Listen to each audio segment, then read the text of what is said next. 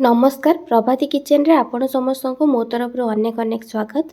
आज आम बनइबा चूना माछर रेसिपी जो थे कि सोरिष मसला देकर चूना माछर बेसर बनइबा। ताहले चलतु स्टार्ट करबा आज रेसिपी। प्रथमे माछ को भल से बाछि नहीं धोईकी गोटे पत्र रे रखी देछि। सेथिरे गोटे चमच लूण गोटे चमच हलदी देकरी सेथिरे गोटे फाळ लेंबूर रस देकरी सेटा को भल से गोळेई नेछि।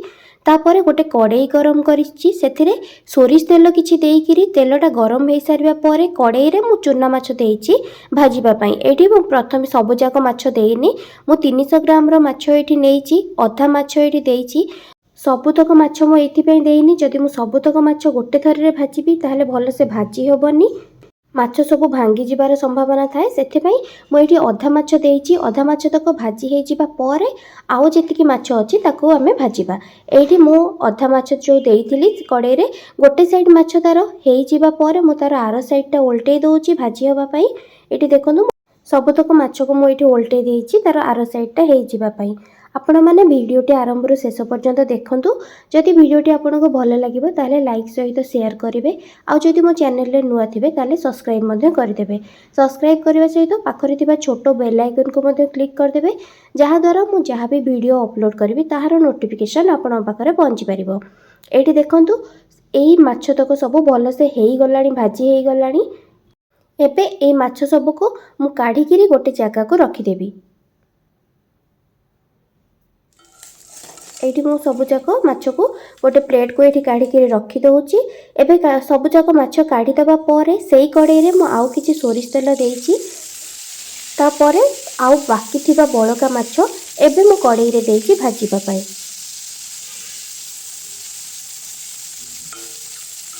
एठी मु सब तक माछ देई देइची आउ बाकी थिबा जेतिकी माछ भाजीबा पई।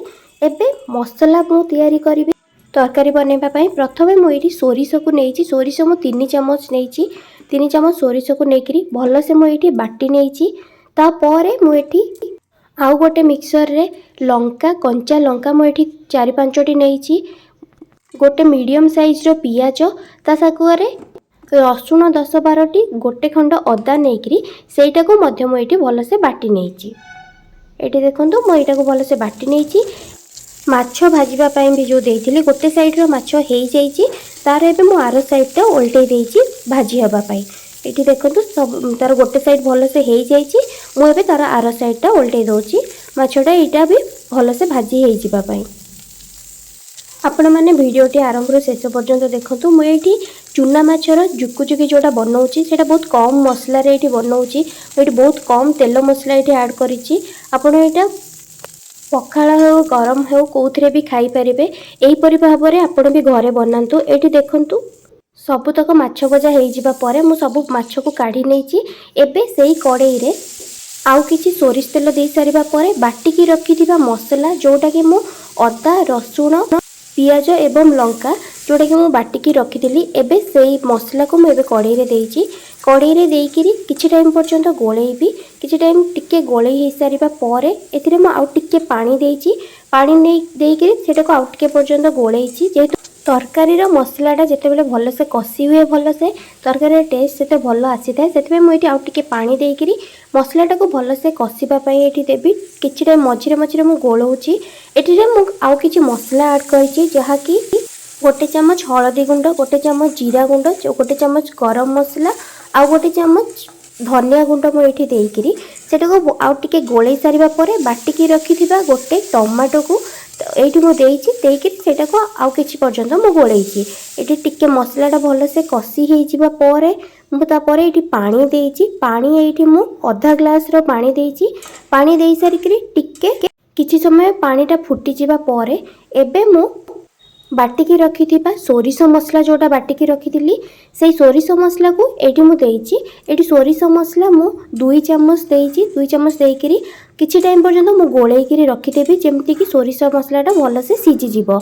टिके किछि टाइम पर्यंत घोड़ेई की रखिदेला परे जेतेबेले तरकारीटा हमर आउ टिके भल से फुटी जिवो आ सोरिष मसलाटा भल से सिझी जिवो। एबे भाजी की रखिथिबा माछ जोटा कि मु चूना माछ भाजी के जोटा रखिथिली सेटा को एबे मु तरकारी रे देइकिरी किछि टाइम पर्यंत गोळेई देबी। गोळेई किरी किछि टाइम पर्यंत घोड़ेई किरी मध्ये रखि देबी। ଏବେ ତରକାରୀରୁ ଟିକେ ପାଣି ମରିଯିବା ପରେ, ଟିକେ ପାଣି କମ୍ ହେଇଯିବା ପରେ ଏବେ ମୁଁ 2 ଫାଳ ଆମ୍ବୁଲ ନେଇଛି।